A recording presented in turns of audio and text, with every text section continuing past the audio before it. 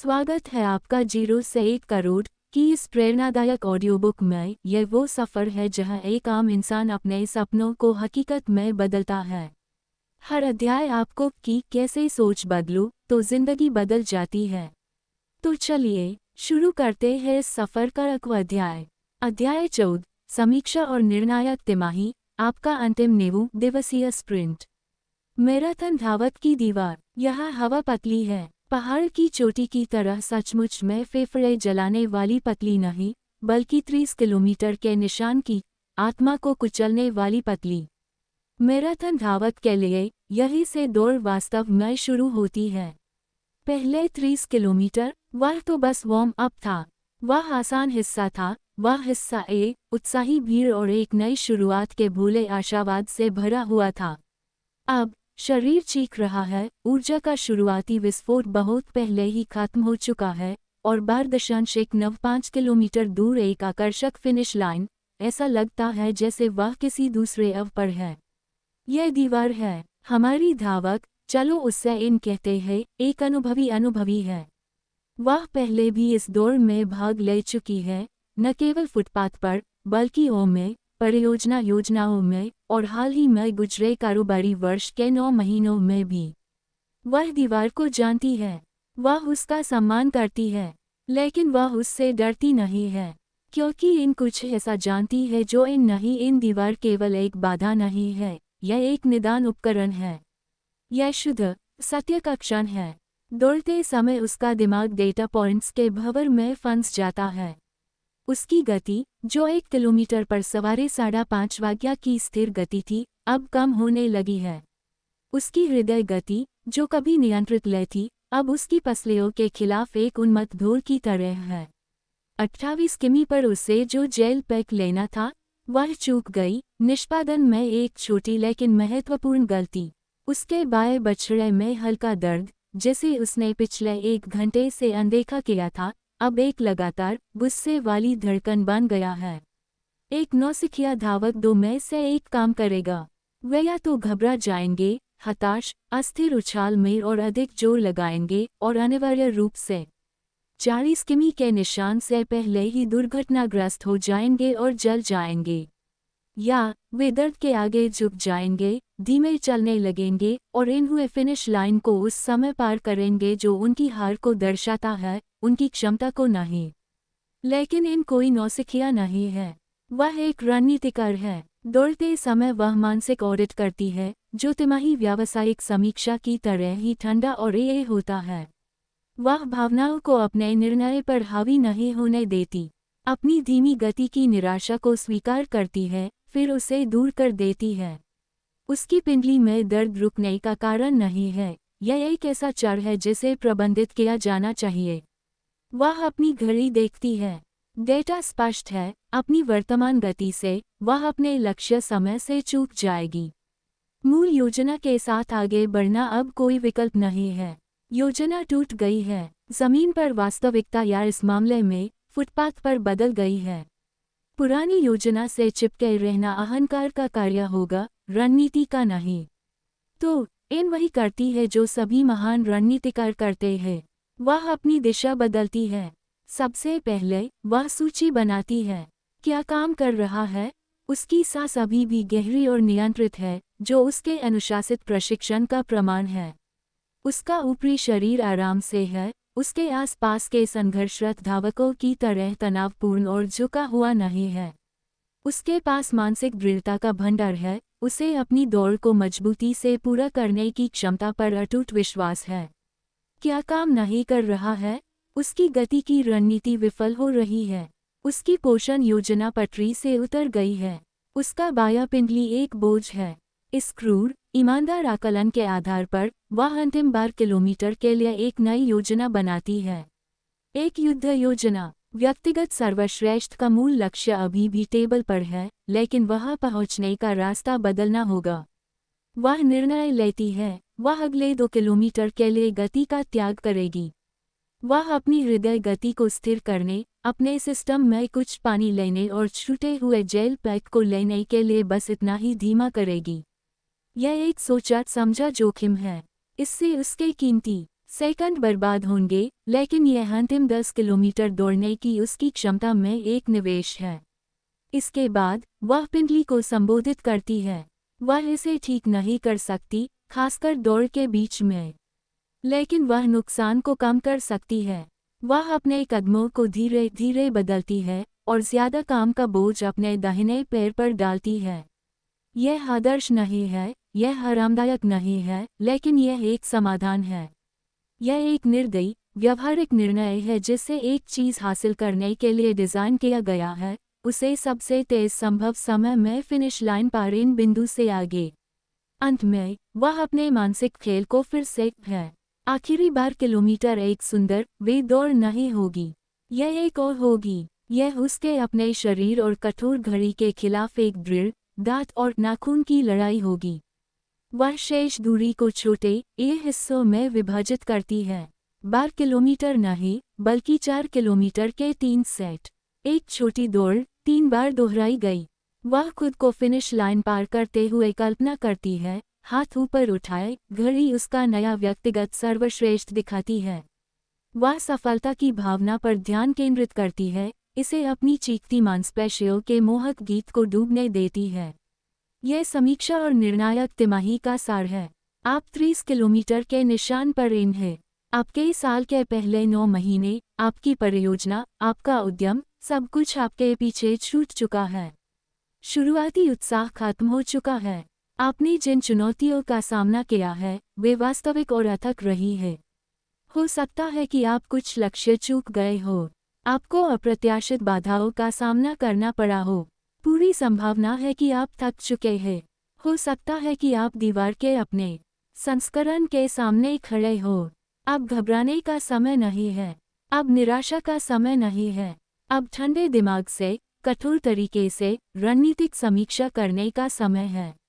यह समय डेटा को देखने, यह आकलन करने का है कि क्या काम कर रहा है और क्या नहीं, और अंतिम 90 दिवसीय स्प्रिंट के लिए एक नई, केंद्रित और निर्मम युद्ध योजना बनाने का है। यह अध्याय 30 किमी के निशान पर आपका कोच है। यह आपके कानों में अनुभव की आवाज़ है, जो आपको दर्द को अनदेखा करने, रणनीति पर ध्यान केंद्रित करने और कठोर निर्णय लेने के लिए कह रही है, जो एक औसत दर्जे के समापन को एक विजयी समापन से अलग करेगा। अपनी गति की जांच करने, अपने ऊर्जा भंडार का विश्लेषण करने और अपने अंतिम, निर्णायक किक की योजना बनाने का समय आ गया है। फिनिश लाइन आपका इंतजार कर रही है। आप अगले 12 किलोमीटर कैसे दौड़ते हैं, यह अब मायने रखता है। क्या काम कर रहा है, क्या नहीं। मैट्रिक्स युद्ध कक्ष में आपका स्वागत है। अगले 90 दिन एक अभियान होंगे, और हर सफल अभियान युद्ध के मैदान के स्पष्ट मूल्यांकन के साथ शुरू होता है। आपको यह जानना होगा कि आपके कौन से प्रयास जीत की ओर ले जा रहे हैं, और कौन से आपके कीमती संसाधनों को बर्बाद कर रहे हैं। यह भावुकता के लिए कोई जगह नहीं है। पसंदीदा परियोजनाओं, या वह चीज़ जो हमने हमेशा की है, के लिए कोई जगह नहीं है। यह केवल वही है जो काम करता है और जो नहीं करता है। इस निर्मम विश्लेषण को निर्देशित करने के लिए हम एक सरल लेकिन शक्तिशाली उपकरण का उपयोग करेंगे। क्या काम कर रहा है, क्या नहीं। मैट्रिक्स यह एक 4 चतुर्थांश ग्रिड है जो आपको अपनी गतिविधियों, पहलों और परियोजनाओं को 2 महत्वपूर्ण ओ के आधार पर वर्गीकृत करने के लिए मजबूर करता है। आप जो प्रयास कर रहे हैं और जो परिणाम आपको मिल रहे हैं। एक बड़े वॉ की कल्पना करें। बीच में एक ऊर्ध्वाधर रेखा और बीच में एक क्षैतिज रेखा इन, जिससे 4 बराबर चतुर्भुज बनेंगे। ऊर्ध्वाधर अक्ष दर्शाता इन, जिसमें सबसे ऊपर उच्च परिणाम और सबसे नीचे निम्न परिणाम है। क्षैतिज अक्ष दर्शाता ओ, बाईं ओर कम प्रयास और दाईं ओर उच्च प्रयास लिखा हुआ है। अब आए प्रत्येक चतुर्थांश को ओ। इस अभ्यास के लिए आपको पिछले 9 महीनों में अपनी टीम द्वारा की गई हर महत्वपूर्ण गतिविधि को लेना होगा। हर मार्केटिंग अभियान, हर उत्पाद सुविधा विकास, हर बिक्री चैनल, हर परिचालन प्रक्रिया, और इसे इन 4 बक्सों में से एक में रखना होगा। ईमानदार रहे, कठोर रहे, जहां भी संभव हो डेटा का उपयोग करें। सत्य के 4 चतुर्थांश। 1. ऊपरी दाया के उच्च प्रयास उच्च परिणाम रखें क्षेत्र। यह आपके काम के गुण हैं। यह ऐसी पहल है जो आपके समय, धन और जनशक्ति की महत्वपूर्ण मात्रा की मांग कर रही है, लेकिन वे पर्याप्त दे रही है। यह आपके व्यवसाय का मूल है, वह इंजन जो आपको आगे बढ़ा रहा है। क्या ऐसा लग रहा है यह आपका प्राथमिक बिक्री चैनल हो सकता है, जो संसाधन गहन होने के बावजूद लगातार आपके सर्वोत्तम ग्राहकों को लाता है? यह आपके प्रमुख उत्पाद सुविधा का जटिल, समय लेने वाला विकास हो सकता है जिसमें सबसे अधिक उपयोगकर्ता जुड़ाव है। यह दैनिक, कठिन सामग्री विपणन रणनीति हो सकती है जो आपके योग्य लीड्स के विशाल बहुमत को उत्पन्न करती है।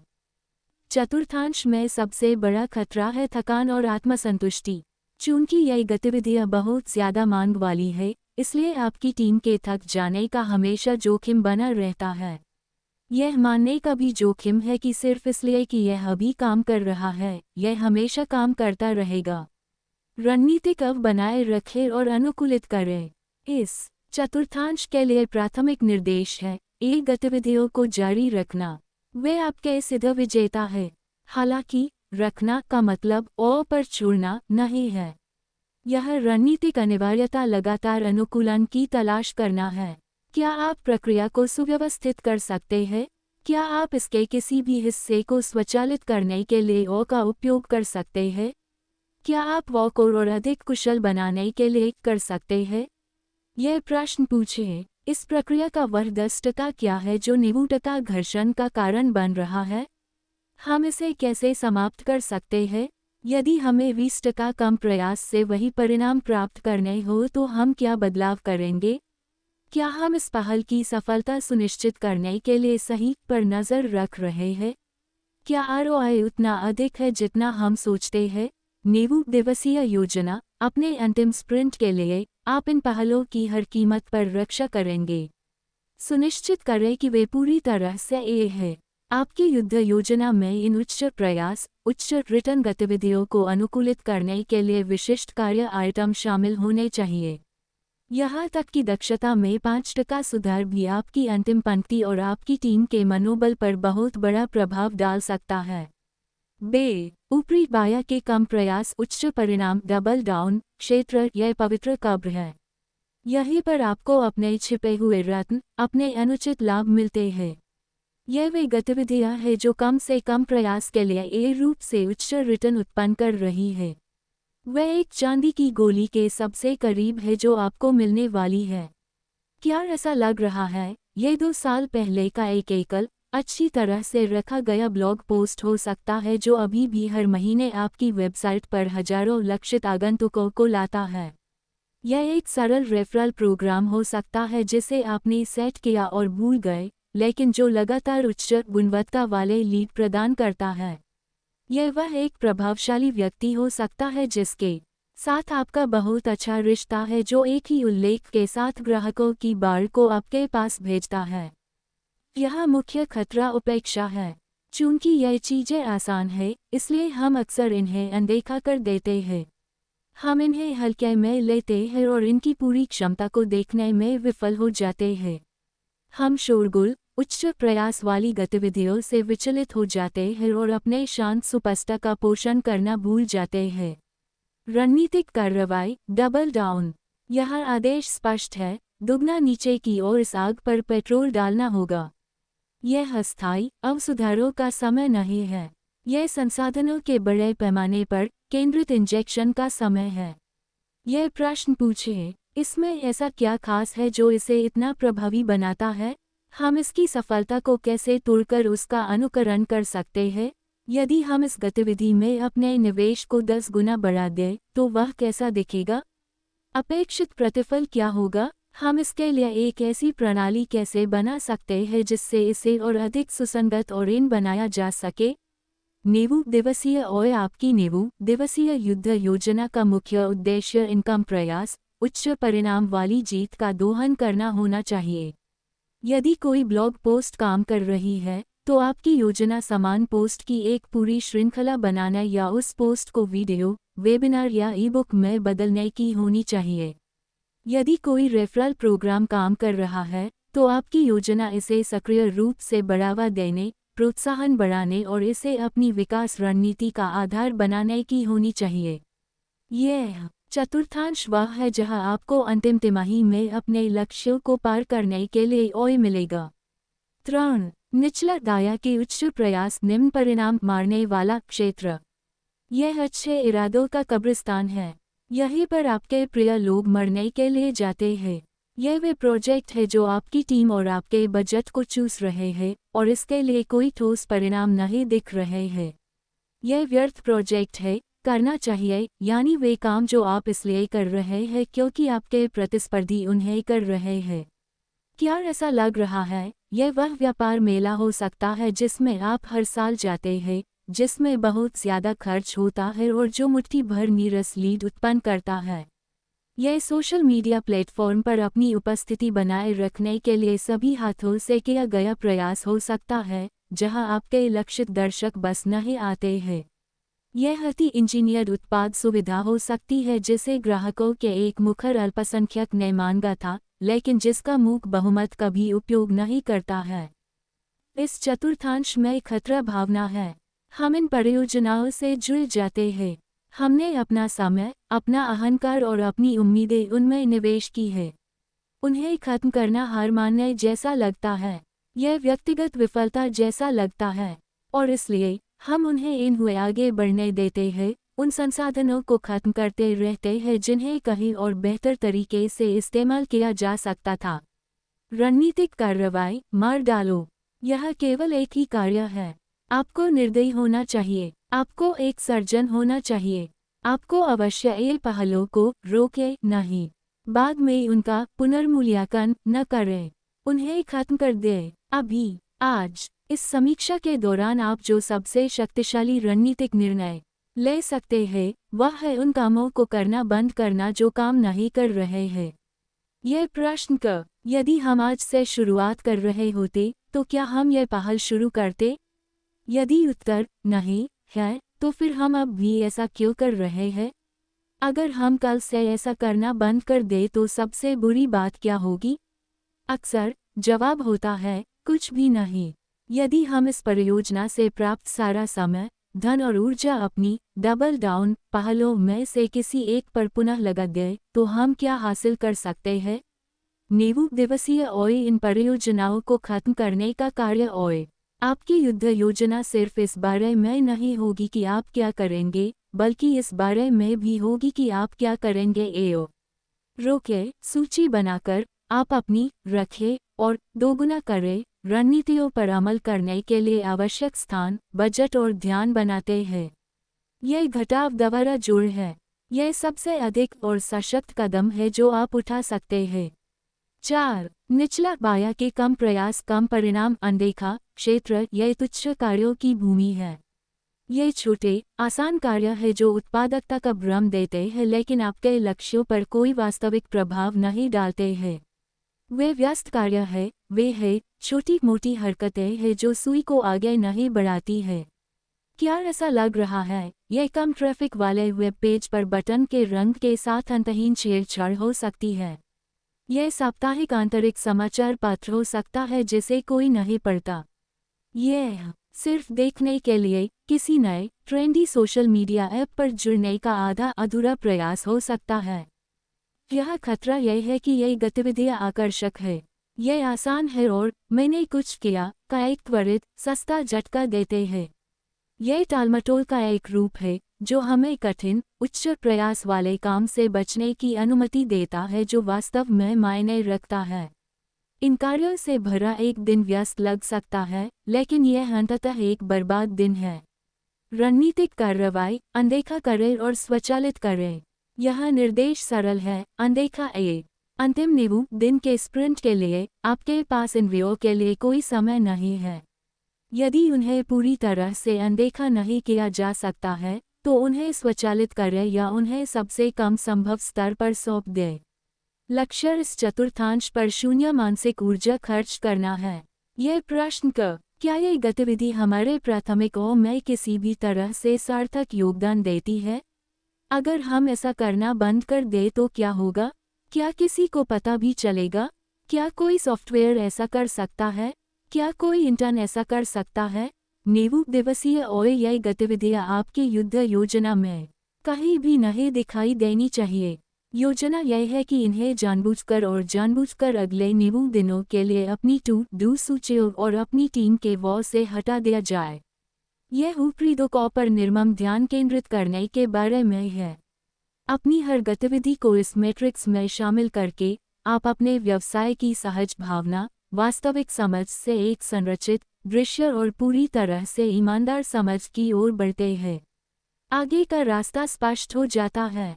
आप जानते हैं कि किस चीज़ की रक्षा करनी है, किस चीज़ को बढ़ाना है, किस चीज़ को खत्म करना है और किस चीज़ को अनदेखा करना है।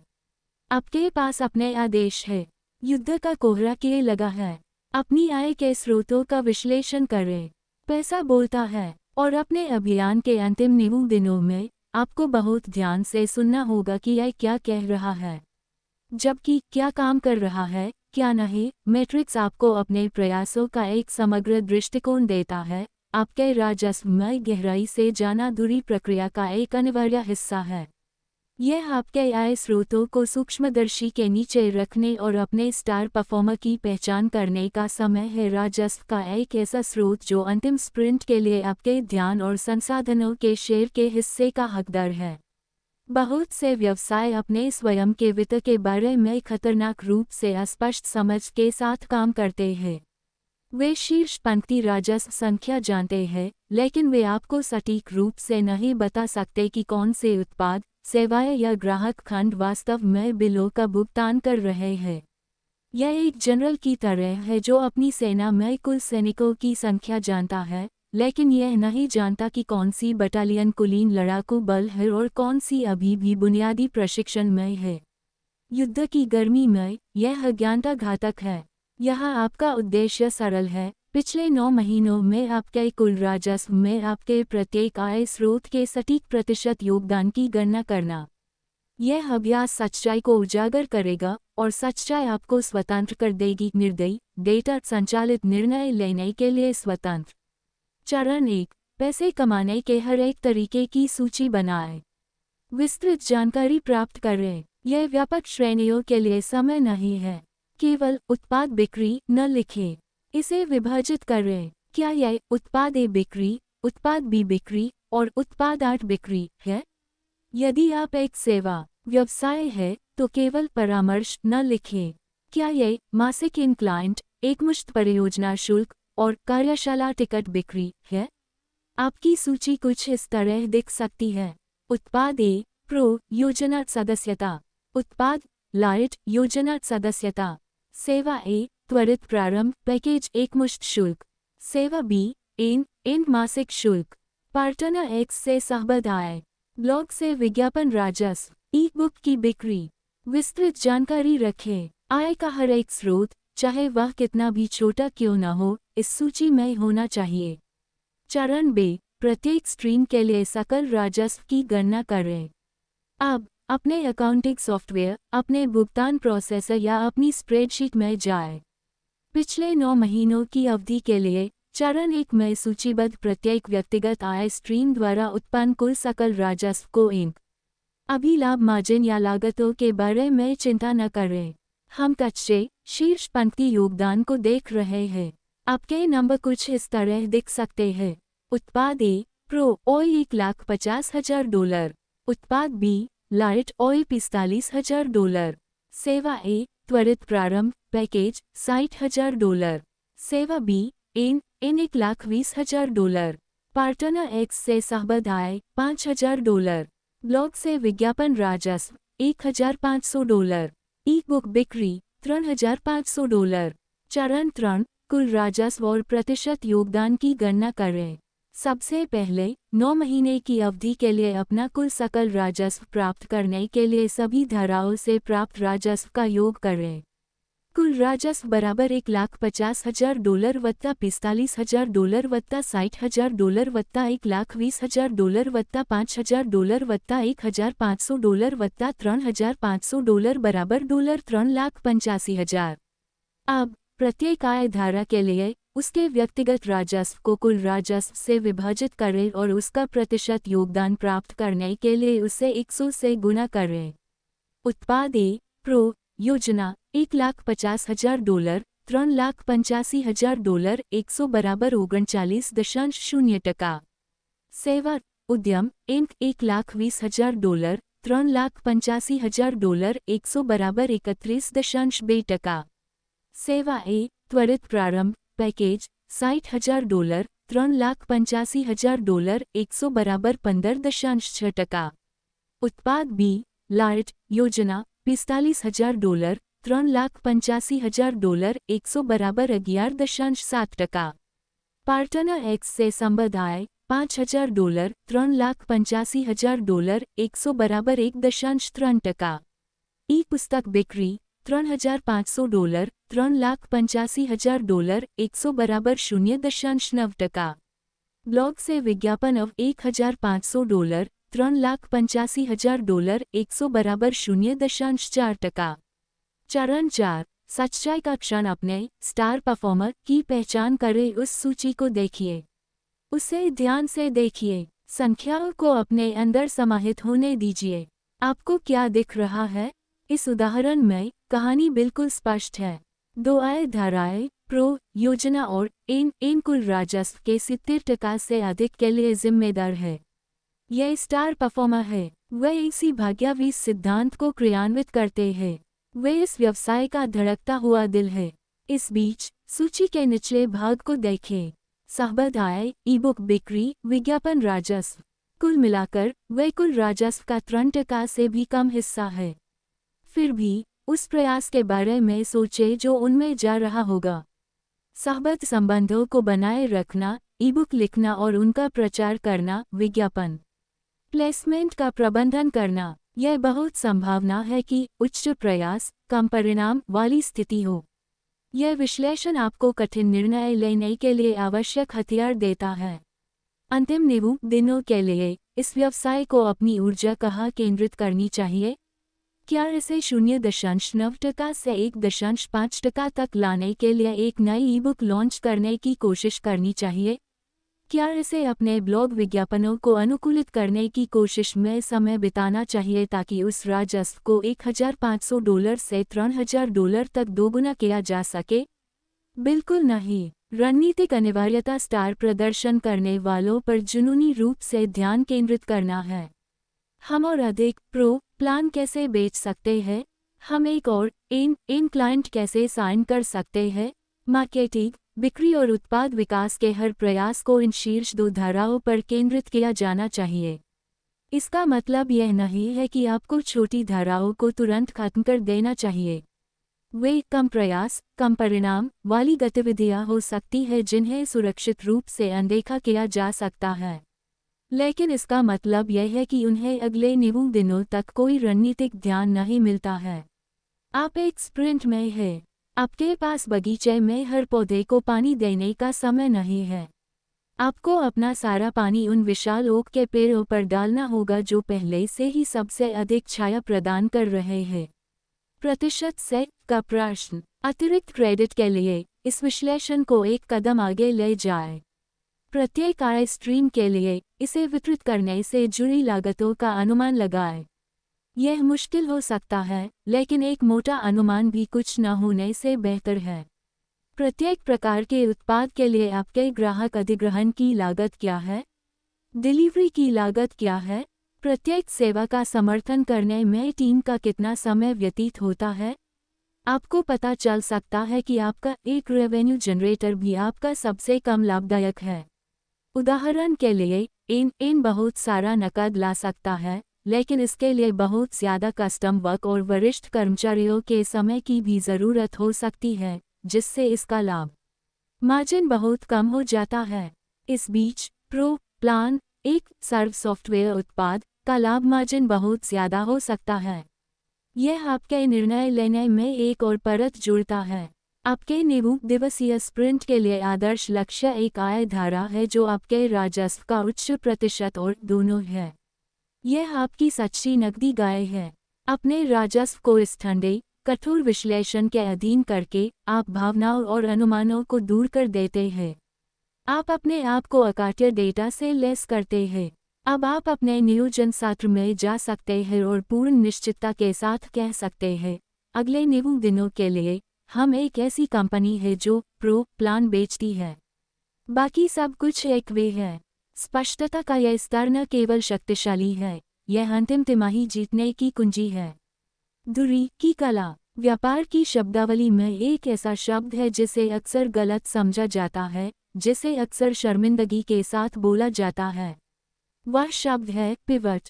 कई लोगों के लिए यह विफलता के लिए एक व्यंजना है। यह कहने का विनम्र तरीका है, हमारा मूल विचार गलत था और अब हम खुद को बचाने के लिए संघर्ष कर रहे हैं। यह सोचने का एक खतरनाक और बुनियादी रूप से गलत तरीका है। पिवट विफलता की स्वीकृति नहीं है, यह सीखने की स्वीकृति है। यह एक नेता द्वारा उठाए जा सकने वाले सबसे इन रणनीतिक और साहसी कदमों में से एक है। पिवट दृष्टि में बदलाव के बिना रणनीति में बदलाव है। यह आपके गंतव्य तक अधिक प्रभावी ढंग से पहुंचने के लिए आपके मार्ग को बदलने का जानबूझकर डेटा संचालित निर्णय है। पिवट करने से इनकार करना, भारी सबूतों के सामने एक असफल रणनीति पर अड़े रहना असली विफलता है। यह अहंकार बोल रहा है, रणनीतिकार नहीं। हमारे मैराथन धावक के बारे में सोचें। उसका लक्ष्य व्यक्तिगत सर्वश्रेष्ठ प्रदर्शन करना था। उसकी मूल रणनीति सवारे 5:30 वाग्या की स्थिर गति बनाए रखना था।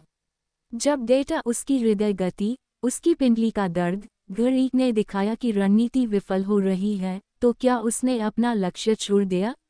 नहीं, उसने रणनीति बदल दी। उसने अपनी गति बदली। उसने ठीक होने के लिए गति धीमी की, फिर एक अंतिम उग्र किक की योजना बनाई। यही एक धुरी है। व्यापार जगत में इस धुरी के प्रसिद्ध, अत्यंत सफल उदाहरणों की भरमार है। यूट्यूब ट्यून इन, हुकअप नारे के साथ एक वीडियो डेटिंग साइट के रूप में शुरू हुआ। संस्थापकों ने देखा कि लोग डेट की तलाश में खुद के वीडियो अपलोड नहीं कर रहे थे, वे हर चीज़ के वीडियो अपलोड कर रहे थे, उनकी बिल्लियाँ, उनकी छुट्टियाँ, उनके मज़ेदार पल। उनमें उपयोगकर्ता डेटा को देखने का साहस था और उन्हें एहसास हुआ कि उनकी प्रारंभिक परिकल्पना गलत थी।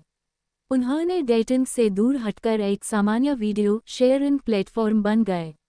बाकी इतिहास है। एनओ को बदलने वाले संचार उपकरण की शुरुआत टिनी नामक एक गेमिंग कंपनी के रूप में हुई थी।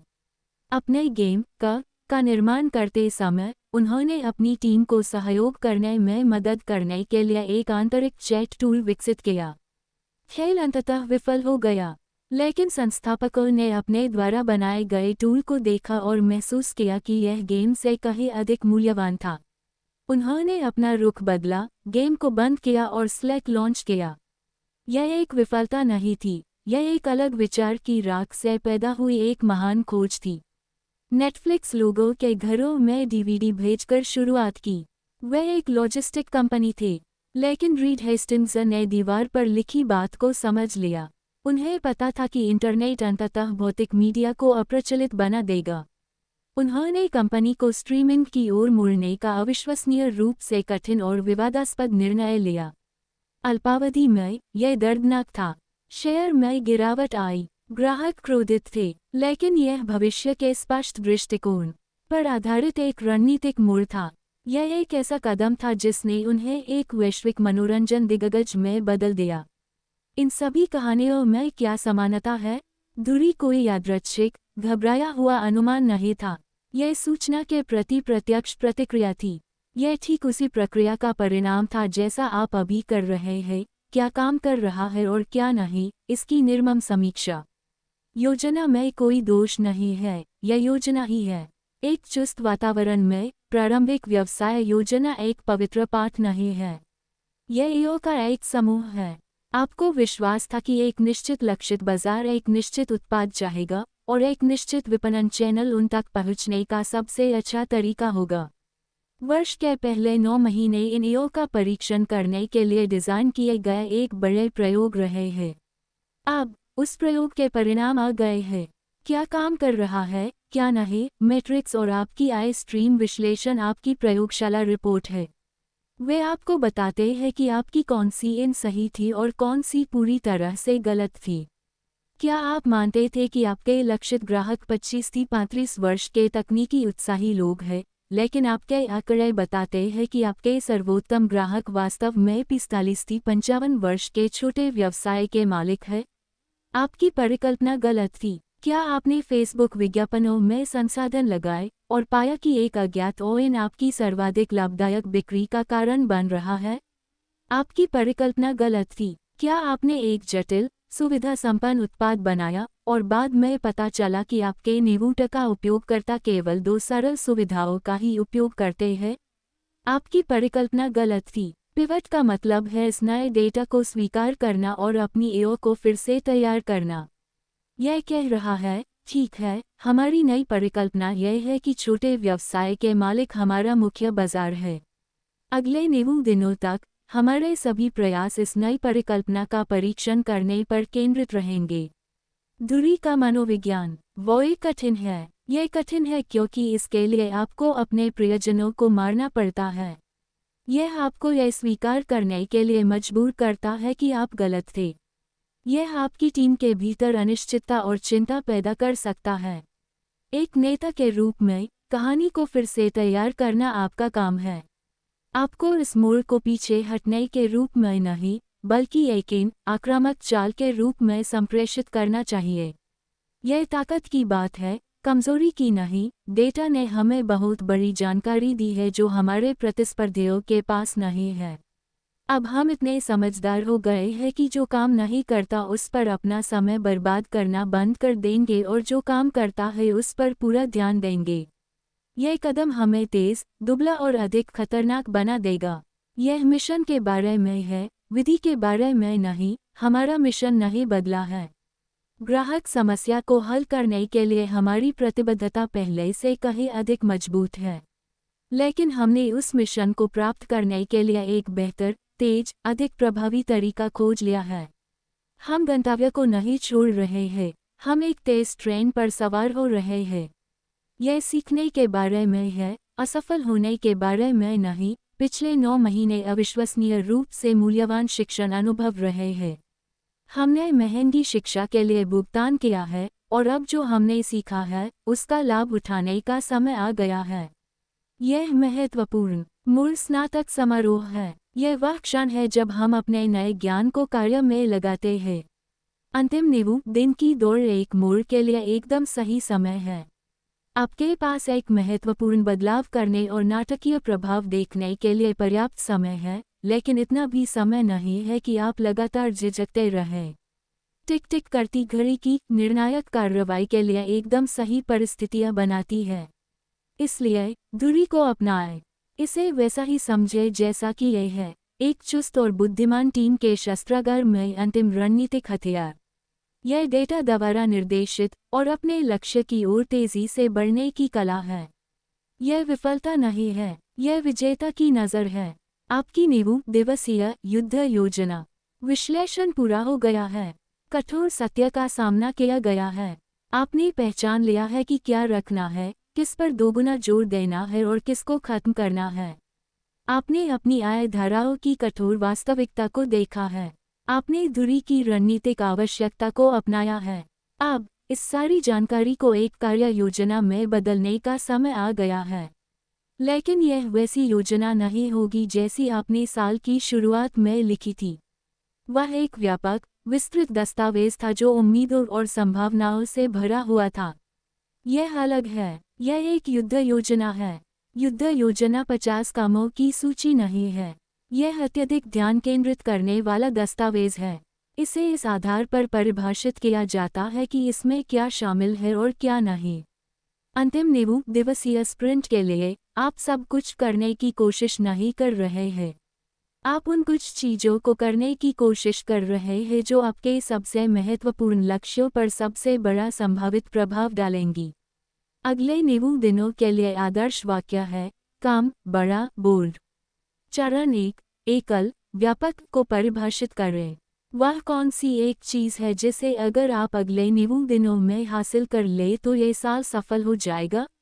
यह आपका कमांडर का इरादा। बिल्कुल स्पष्ट, मापने योग्य और प्रेरणादायक होना चाहिए। यह आपकी पूरी टीम के लिए ध्रुव तारा है।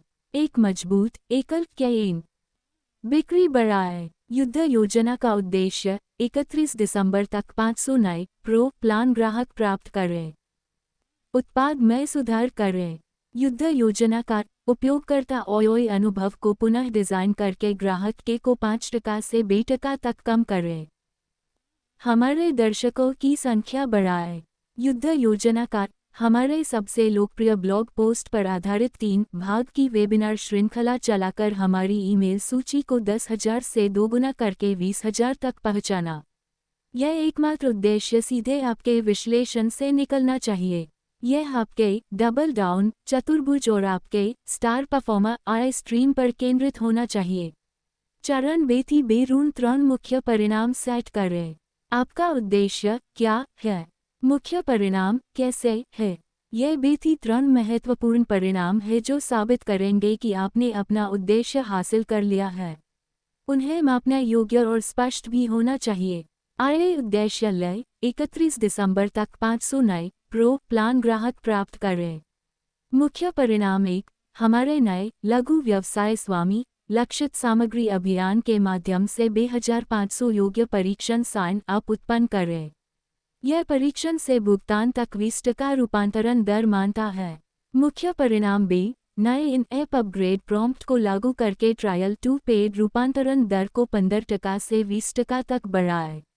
मुख्य परिणाम 3, रेफरल ट्रैफिक को बढ़ाने के लिए 3 नई रणनीतिक शुरू करें और उन्हें सुरक्षित करें, जिससे कम से कम 50 नए ग्राहक प्राप्त हो। यह मुख्य परिणाम कार्य नहीं है, यह परिणाम है। यह आपकी टीम को सफलता कैसी दिखती है, इसकी स्पष्ट तस्वीर देते हैं, साथ ही उन्हें वहां पहुंचने के तरीके में लचीलापन भी देते हैं। चरण 3, मारने के निर्णयों की सूची बनाएं। आपकी युद्ध योजना इस बात की सार्वजनिक घोषणा होनी चाहिए कि आप क्या है और फोकस बनाने के लिए महत्वपूर्ण है। यह पूरी टीम को संकेत देता है कि आप संसाधनों को पुनः आवंटित करने के बारे में गंभीर है। यह खंड छोटा और कठोर होना चाहिए।